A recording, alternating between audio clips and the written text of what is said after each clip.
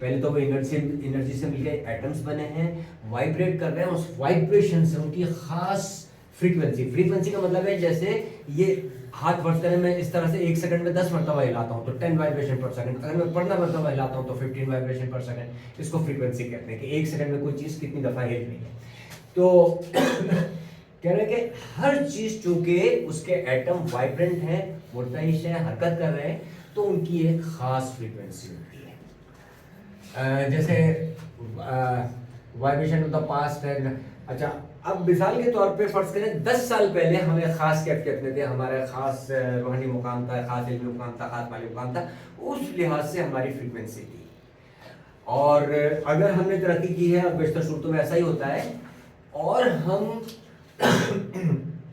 पुरानी चीज़ फर्ज करें, एक लिबास जो हमने रिटायर कर दिया था 10 साल से ऐसे ही पड़ा है, फिर हमने निकाल के पहना, तो उसकी वाइब्रेशन वो होगी जो हम 10 साल पहले थे।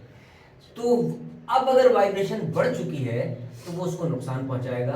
फेंग शुई का फन ये कहता है कि फिर आप उसे चैरिटी करने तो बेहतर है, बजाय इसके कि आप पुरानी चीज जिसे आप तर्क कर चुके हैं वो दोबारा। सिर्फ पुरानी शय ही नहीं, बल्कि कोई भी पुरानी चीजें जो हमारे कभी इस्तेमाल में रही हो, इवन ये तो कहता है कि अगर कोई पुराना ताल्लुक टूट गया है तो उसको भी भूल जाओ, वरना वो पुरानी वाइब्रेशन को ताज़ा करेगा और हमें पीछे ले जाएगा और प्रोग्रेस के रास्ते में रुकावट बनेगा। और एक और बात कही फेंग शुई के भाव के लिए कि अगर आप बाहर से आए, जब हम बाहर होते हैं तो मुख्तलिफ जगहों से गुजरते हैं, कूड़े पे से भी गुजरे, सड़क पे से भी गुजरे, अच्छी जगहों से भी गुजरे, बुरी जगहों से भी गुजरे, तो डिफरेंट किस्म की एनर्जीज हमारे जूते के साथ अटैच हो गए। अब हम घर आए तो हम उसको जिस हद तक मुमकिन हो साफ कर लें, ताकि घर की जो अगर हमने उसको फेंग शुई के मुताबिक सेट किया हुआ है, उसकी एनर्जीज बाहर की आने वाली एनर्जीज से मुतासिर।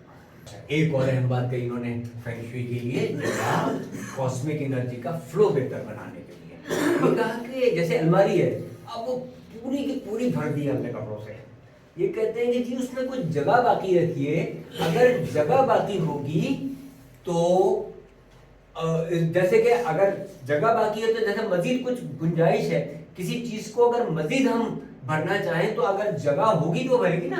तो ऐसे ही फेंग शुई एनर्जी या पॉजिटिव एनर्जी किसी चीज के अंदर, अगर किसी सामान के अंदर, किसी अलमारी के अंदर थोड़ी जगह मौजूद है, तब feng shui energy, positive energy का उसमें जाने का इम्कान रहेगा, वरना जगह ही हमने पूरी बंद कर दी है तो उसमें नहीं जा सकेगी। मुख्तसरन ये कह रहा है कि आप जो है उसमें अलमारी को पूरा न भरें और किसी हद तक खाली रखें तो बेहतर है। यही बात वॉलेट पे भी आ रही है कि वॉलेट को थोड़ा खाली रखें और उसमें डिफरेंट चीजें ना रखें। मिसाल के तौर पे वॉलेट में पैसे रखें, ठीक है, अब उसमें हमने पुरानी रसीदें भी डाली हुई हैं और इधर उधर से कभी कोई चीज मिली थी वो भी डाली हुई है, पुराने कागजात डाले हुए, तो उसका नतीजा क्या होगा कि अगर उसके अंदर सिर्फ पैसे पड़े और वो भी अच्छे नोट पड़े हो या डॉलर्स पड़े हो, तो उस सूरत में उनकी जो खास वाइब्रेशन, खास फ्रीक्वेंसी उनको अट्रैक्ट करेगी लॉ ऑफ अट्रैक्शन के तहत।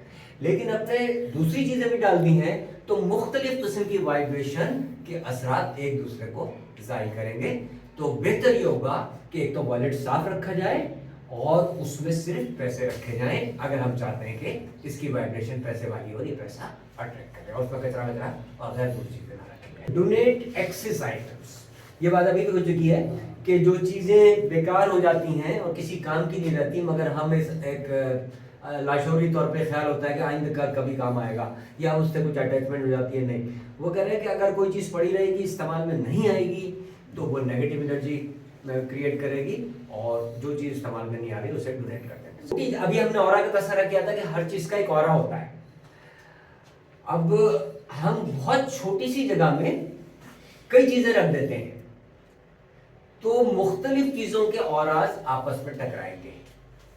अच्छा, हमने उसको इंटीग्रेट तो किया नहीं है, इस तरह से तो रखा नहीं है कि वो एक दूसरे को सपोर्ट करें, तो ज्यादातर इम्कान ये होगा कि वो जो है उनके जो मुस्बत असरात हैं वो जाहिर हो जाएं। तो ये भी कहा जा रहा है कि बहुत ठोस की चीजें ना रखें, बल्कि पूरे घर के लिए कहा जा रहा है कि घर के साइज के लिहाज से चीजें जो हो वो कम हो और जगह खाली रहे। और स्पेशली ये बात भी कही जा रही है कि बहुत छोटी जगह में बहुत ज़्यादा चीज़ें जो है ठोस के ना रखी जाए। कलर्स, कलर क्या है?